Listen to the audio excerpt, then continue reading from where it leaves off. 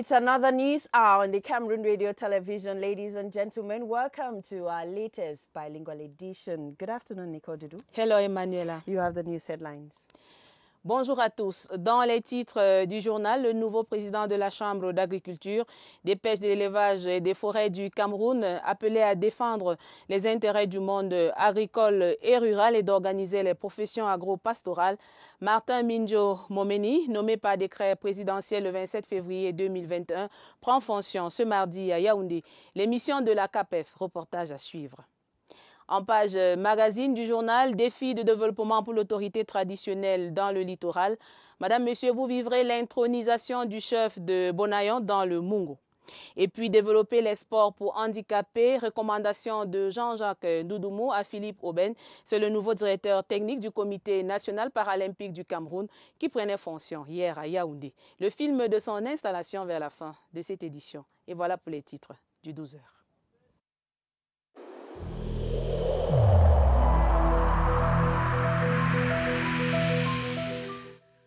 Je vous exhorte de nouveau à porter vos masques, à vous laver régulièrement les mains et à faire appel à un médecin ou à tout autre personnel de santé au cas où des symptômes apparaissent.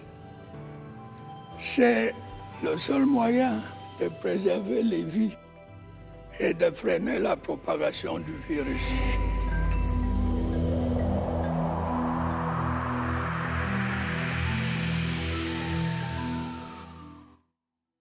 We open the news in the Star Building, where the Management Board of the National Committee on Disarmament, Demobilization and Reintegration is currently meeting in Yaoundé in its second session, chaired by Prime Minister Joseph Dion Goutey. The session is geared towards identifying strategies to ease the social reinsertion of ex-combatants in the DDR centers of Boya, Bamenda and Meme in the Far North region. Let's now go over to the Star Building, where Christian Che Atam is on standby. Christian, why the focus on social reinsertion of ex-combatants in this session? Hello there, Emanuela. The National Committee on Disarmament, Demobilization and Reintegration, created by the President of the Republic on the 30th of November 2018, has two components: the disarmament and de-radicalization of ex-combatants, but also their social reinsertion. And the first component has been working very well. Hundreds of ex-combatants have laid down their arms and are today inmates in the different centers of Boya, Bamenda, and Mora in the Far North region. However, the social reinsertion component has not been working 100%, and complaints have been coming from the inmates of the three centers. This second session of the Managing Board of the National Committee on Disarmament, Demobilization and Reintegration is focusing on that aspect.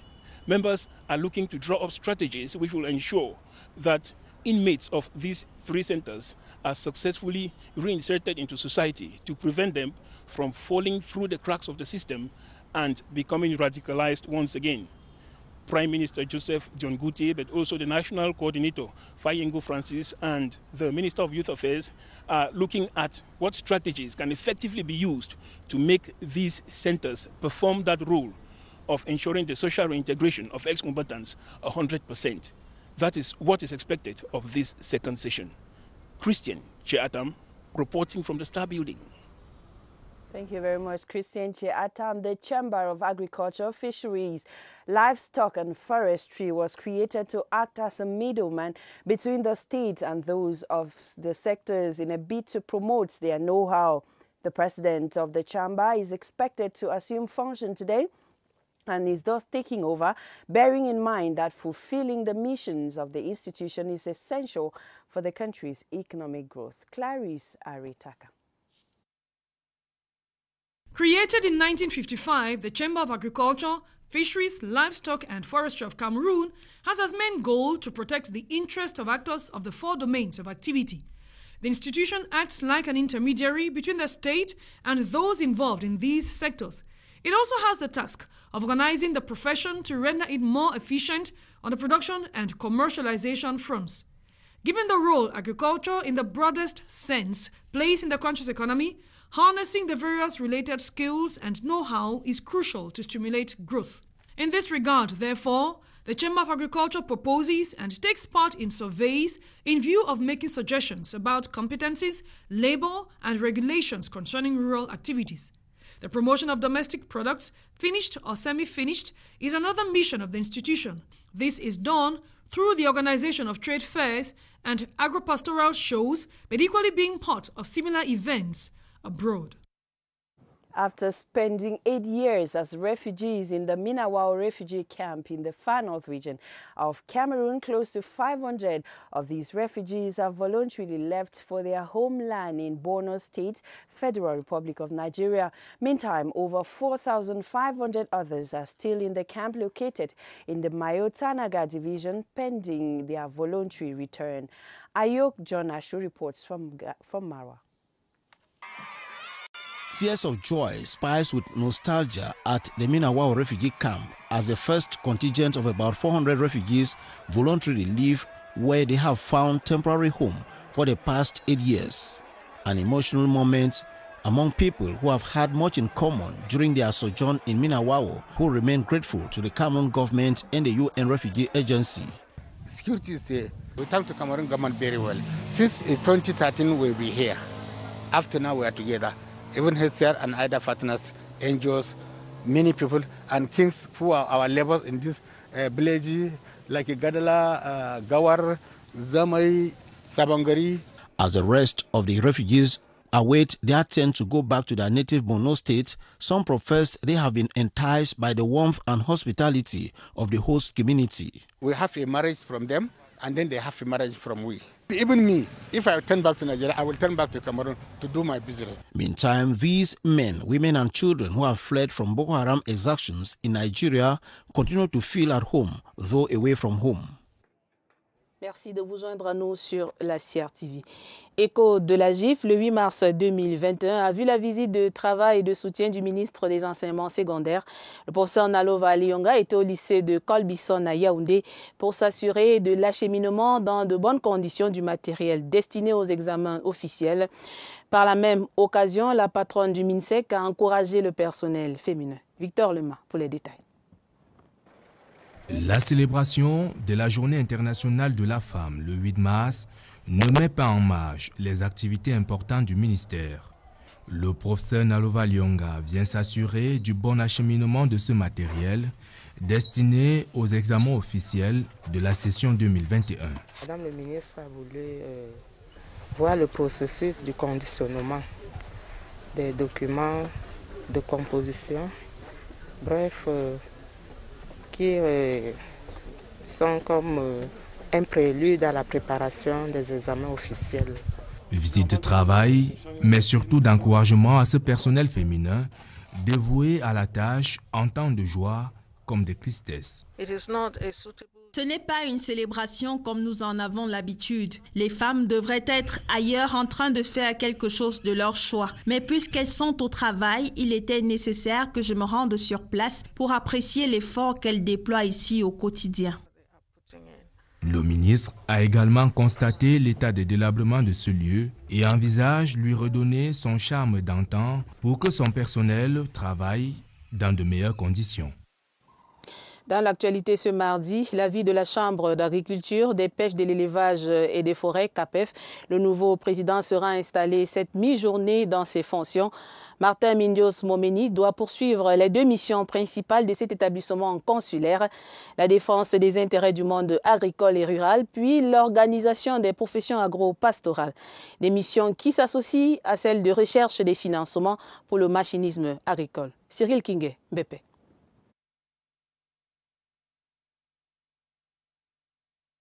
Les années 2015 et 2016 constituent un tournant décisif dans la vie de cette chambre consulaire. Pour la première fois depuis sa création en 1955, on évoque la question de modernisation de l'agriculture. La CAPEF organise une réflexion sur le machinisme agricole, puis lance des opérations de création d'une microbanque agricole.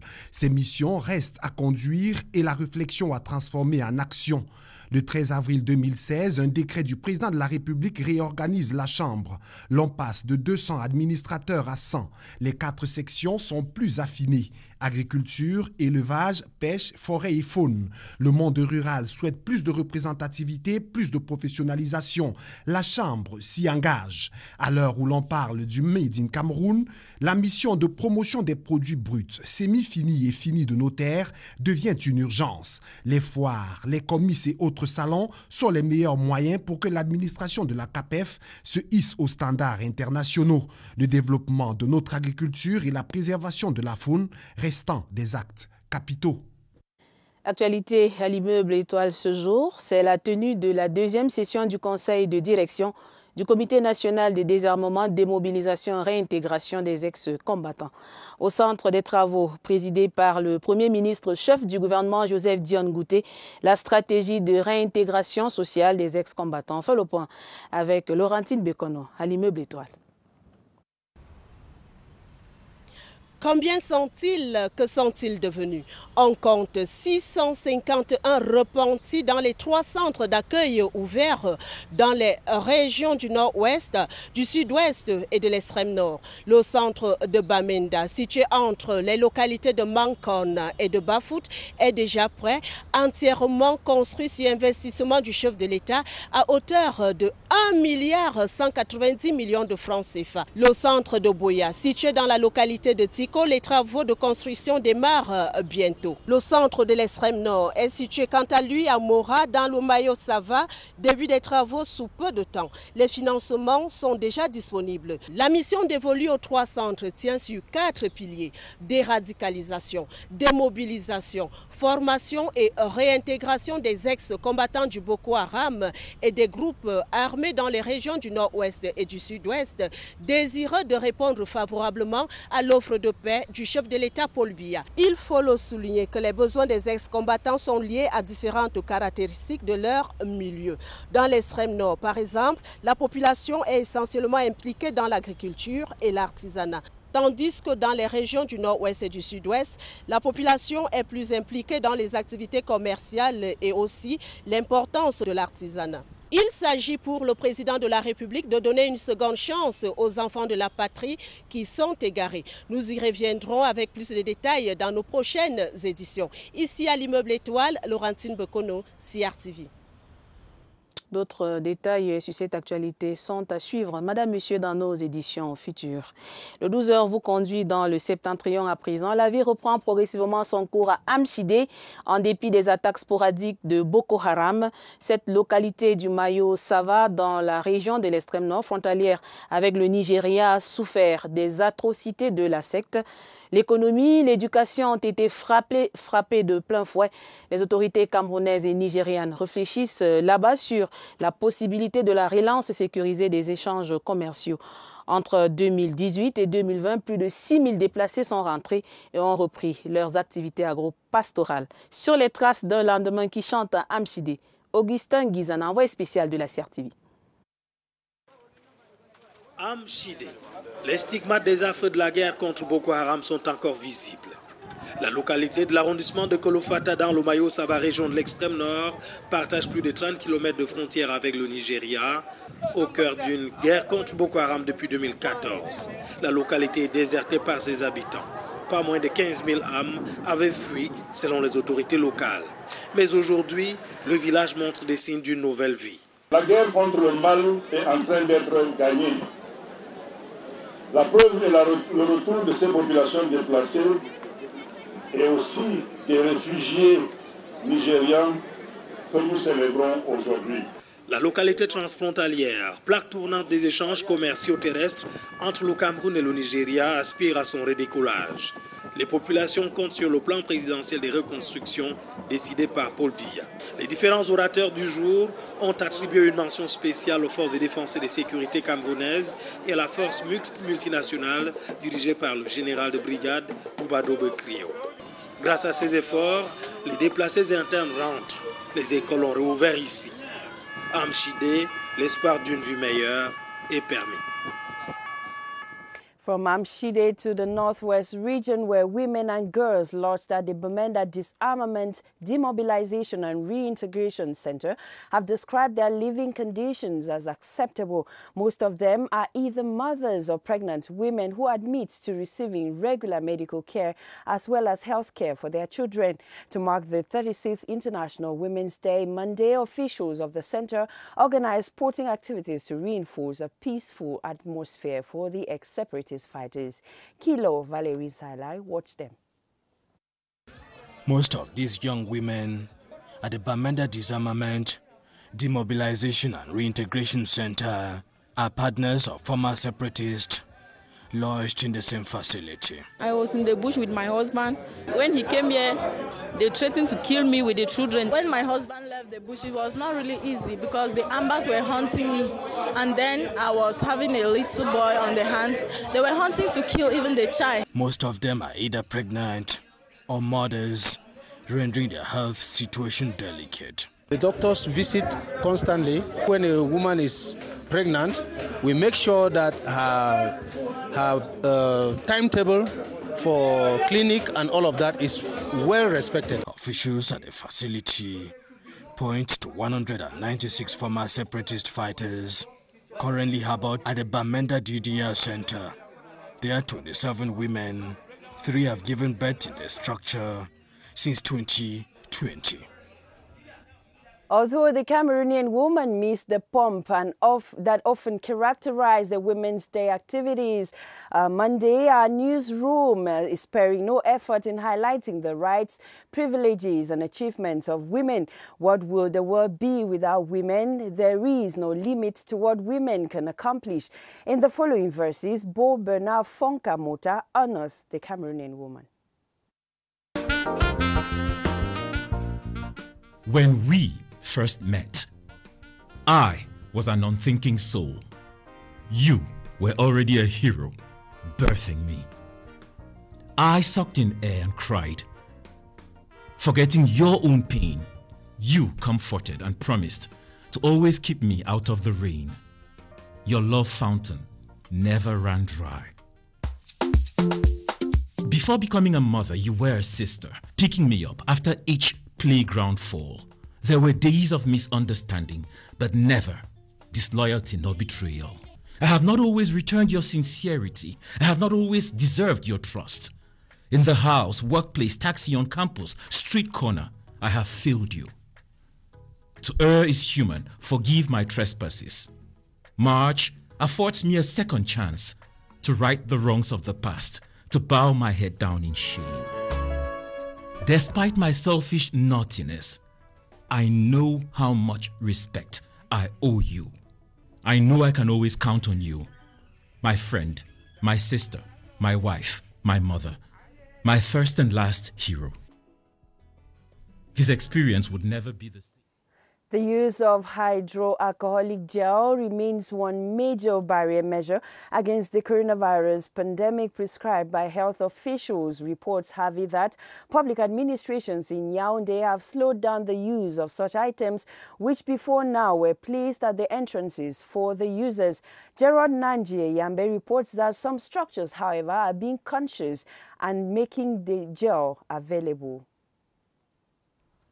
Charity begins at home. The Cameroon Radio Television Production Center at Mbala 2 is leaving no stone unturned in the fight against the coronavirus pandemic. A giant hydroalcoholic gel machine welcomes you at its reception. Next door at the Jamon Hospital, the situation is not different. The hydroalcoholic gel is conspicuous. Elsewhere downtown Yaoundé, some individuals say the hydroalcoholic gel is their daily companion. I have environments that when I get to, I need to disinfect my hands, having contact with some people. And then we have it also in the office, the big bottles. Coronavirus is still very much within us, and people were even already dying. With the resurgence of the COVID virus, which has become more violent than the first phase, I move around with my hydroalcoholic gel for my own safety and for the safety of people that I might have to give a lift in my car. When you enter my car, I make sure you disinfect your hands. I have another one on the table in my office. At the Ministry of Secondary Education, like others, not only is the hydroalcoholic substance made available to its personnel, the other barrier measures are highly respected, an example to be emulated by other administrations that are still lagging behind, like this.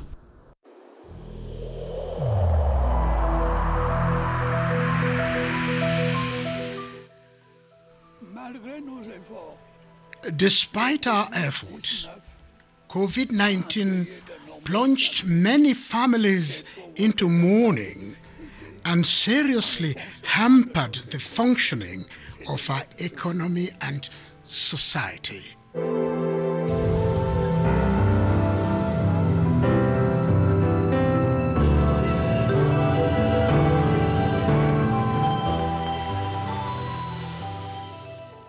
Bienvenue si vous nous rejoignez à l'instant sur la CRTV. Les femmes et la riposte nationale contre le coronavirus. La gente féminine s'implique dans ce combat collectif par des actions individuelles et en communauté. Elles en ont fait démonstration en marge de la célébration de la 36e journée internationale des droits de la femme. Sur cette implication de la femme, écoutons les précisions de Maïpa Vespa. Elle répondait aux questions de notre reporter Évariste Eyenga. De la place cruciale que la femme occupe au sein de la société, elle joue plusieurs rôles. Déjà, au niveau de la famille, elle est amenée à faire respecter les mesures barrières par les différents membres de la famille qu'elle encadre. Elle est appelée à sensibiliser les populations au sein des associations familiales, culturelles, religieuses et communautaires. Elle renforce les capacités des différentes populations pour lutter contre la Covid. Le ministère de la promotion de la femme et de la famille sera toujours à leur côté pour les accompagner, notamment en renforçant les capacités en matière de production des masques et en matière de production des gels hydroalcooliques. Et dans la sensibilisation, nous restons avec les femmes et nous les accompagnons. Et la résurgence de la pandémie oblige les administrations, les mairies, les familles à recourir au gel hydroalcoolique pour la prévention. Le point de la situation dans quelques institutions à Yaoundé, dans ce reportage de Michel Renaud, Oranja. Pour la deuxième phase du Covid, les tests effectués par nombreuses personnes dans les hôpitaux démontrent l'ampleur de la situation. Ici à l'hôpital Jamo, par exemple, le dispositif de prévention est assuré. En termes de matériel de prévention, comme nous savons, la seule chose que nous pouvons faire à notre niveau, c'est le lavage des mains, la désinfection avec des solutions hydroalcooliques. Dès l'entrée de l'hôpital, il y a les stands. Nous recevons sur le plateau de CRTV. Il y a de l'eau avec du savon. Et même dans chaque service, il y a ce dispositif qui est. Dans les institutions, thermoflash et autres gels hydroalcooliques font désormais partie du quotidien. Il y a les endroits qu'on doit désinfecter les mains. Il y a les contacts entre certaines personnes, les contacts un peu plus, oui. Donc on doit désinfecter après avoir peut-être causé avec ce genre de personnes. Nombreux usagers en disposent d'ailleurs dans les sacs à main et autres véhicules. Mon gel hydroalcoolique est comme mon compagnon puisque ça me permet de lutter contre le coronavirus. Et vous savez, depuis un certain temps, il y a eu des relâchements par rapport aux mesures barrières. Malgré ces efforts, d'autres administrations traînent le pas. Il est donc urgent de se protéger. Lendemain de la célébration de la journée des droits des femmes, et nous recevons en posture d'invité du journal le docteur Jean-Gérard Mezouimela, le représentant résident de l'Union africaine au Cameroun. Dans un entretien avec Aboubakar Abo, il dévoile le message du président de l'Union africaine dont il est le porteur à la faveur de la GIF 2021. Regardez. Nous recevons sur le plateau de CRTV News Dr Jean-Gérard Mezouimela. Il est le représentant résident de l'Union africaine au Cameroun. Bonjour et merci de nous faire l'amitié de votre présence à CRTV News. Bonjour, monsieur Abo. L'Union africaine a un message à passer à l'endroit des dames camerounaises. Le message de l'Union africaine, c'est promouvoir effectivement l'égalité des femmes, que la prise de décision des femmes dans tous les instants de décision. Et vous savez que l'Union africaine a décrété la décennie 2018-2019 pour un monde de l'autonomisation de la femme. Nous savons que les femmes font face, l'Union africaine le connaît, à des abus. Et ces abus sont toujours passés sous silence. L'Union africaine, le message très fort, c'est de briser ce silence. Et qu'est-ce qui est fait au niveau du Cameroun, par exemple, pour briser ce silence-là, pour inverser la tendance? La tendance, vous voyez que le Cameroun a une politique d'autonomisation de la femme qu'on ne peut plus démontrer. On n'a même plus besoin de démontrer. Vous avez un ministère de la promotion de la femme et de la famille qui est très au point, très actif. Et vous l'avez vu sur tous les plans, au niveau organisationnel. N'eût été le fait qu'il y ait la pandémie de Covid-19, on aurait eu une grande parade avec des cérémonies organisées dans tous les quartiers et où on trouve effectivement que la femme a une autonomie. Dans le message de l'Union africaine, vous avez mentionné les violences également faites aux femmes. Selon vous, quels sont les principaux facteurs qui favorisent cette violence faite aux femmes? Oui, bon, violence aux femmes, c'est un peu trop dire. En tant que garçon, la première violence qu'on peut voir, c'est des viols. C'est des rapports sexuels non consentis. Et qui sont beaucoup plus décriés par les femmes. C'est le harcèlement en milieu professionnel, soit même en milieu scolaire, en milieu universitaire. Donc vous avez beaucoup de violence. Alors docteur, sans toutefois être misogyne, est-ce que les femmes n'ont-elles pas souvent une part de responsabilité dans ces situations de violence et de problèmes? Oui, je pense bien que les femmes ont une part de responsabilité, mais nous, garçons, de les considérer comme nos semblables, dans nos sous-ensembles. C'est vrai qu'on a dit que la femme était faite par la côte gauche de l'homme, mais c'est nous qui devons donc mettre la femme à sa place, puisque les femmes sont des ingénieurs. Alors on va sortir par cette question. À qui s'adresse ce message de l'Union africaine? Aux femmes qui sont très vulnérables. Je peux dire ici les Bayam Salam, des trucs. Les femmes qui n'ont pas, jusqu'à présent, une grande considération vis-à-vis de l'opinion, vis-à-vis de l'homme. Donc, ce sont ces femmes-là qui subissent aussi des violences dans les foyers et qui n'ont pas un moyen de se déterminer, de se défendre, parce que, bon, d'abord, très peu instruites. Deuxième chose, ces femmes n'ont pas de possibilité d'atteindre des milieux de défense tels que la justice qui est un droit pour tous. Docteur Jean-Gérard Mezu-Mela, je rappelle que vous êtes le représentant de l'Union africaine. Merci d'avoir accepté de répondre aux questions de la CRTV. C'est moi qui vous remercie, monsieur le journaliste.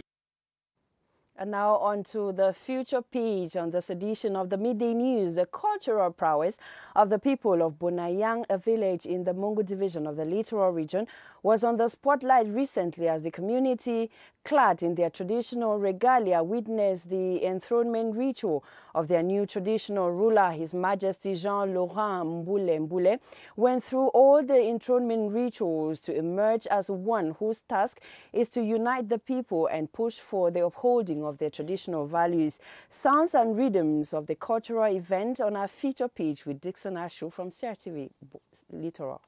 The Bunayang village square is set to fit the cultural context. Native and other invitees are in attendance. The new traditional ruler is ushered into a temporary sacred shrine made of plantain leaves by a group of other traditional chiefs of the clan. A group of women form a chain around it. A while later, the new ruler highlights from the hut dressed in fresh plantain leaves, carrying a calabash and a basket. He takes the foreground accompanied by the other chiefs, who after a couple of sit and stand moves with incantations, officially pronounce him chief of the village of Bunayang. He succeeds his father, His Royal Highness Mbole Seke Frederick, who had ruled the people for 12 years. His Royal Highness Jean-Roland Mbule will have to ensure unity and the development of his village, whose population has grown to over 2,000 souls, amid a cultural mix of people from far and wide. Earlier in the day, they gathered in the presence of other Christians of AAC Bunayang to officially present and bless their new cultural fabric, that which hence identify these people who count among the 7 villages that make up the Mangamba clan, Bangkong North in the Mongo division. En sport, nous parlons justement du sport pour handicapés. Le Comité national paralympique du Cameroun a désormais un directeur technique national. Philippe Aubaine a été installé dans ses fonctions hier lundi à Yaoundé par Jean-Jacques Ndoudoumou, le président de cette organisation. Les détails avec Évariste Yinga. Prise de fonction à la suite de sa nomination. Philippe Aubaine Appuy est le tout premier directeur technique national du CNPC, le Comité national paralympique du Cameroun. Le cahier des charges prévoit le développement et la promotion du sport pour handicapés ainsi que ses valeurs. Je donnerai le meilleur de moi-même pour implémenter cette feuille de route en prenant appui sur mes capacités et même celles que je ne sais pas avoir. Un autre responsable a aussi pris service, Josie Eliane Chouamé. La dame, issue de l'Institut national de la jeunesse et des sports, est chef du département développement et promotion du sport pour déficients. La propagande, c'est-à-dire un tapage médiatique, faire beaucoup de publicité pour que les gens puissent déjà au moins se connaître que le sport pour personnes en situation de handicap existe et que c'est des personnes qui peuvent, n'est-ce pas, également hisser le drapeau du pays au très haut niveau, au niveau national. L'entrée en activité de ces 2 responsables vient combler un vide à quelques mois du début des Jeux paralympiques prévus au Japon. And it's on that we wrap up this edition of the Midday Bilingual News on the CRTV. Thank you for your kind attention. Continue to keep safe. Coronavirus is real. See you tomorrow, Nicole. Merci, Emmanuela. Madame, Monsieur, très belle journée sur la CRTV.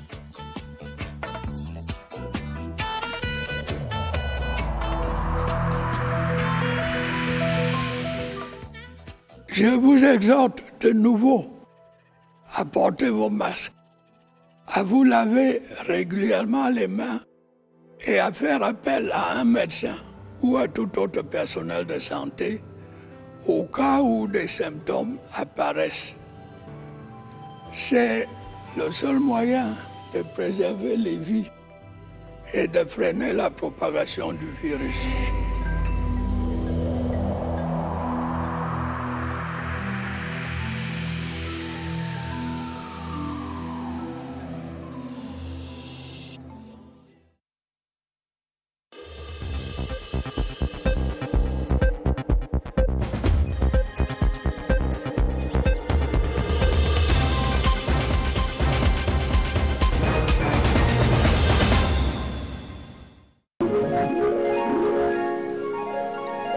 CRTV News, ici, toute l'info.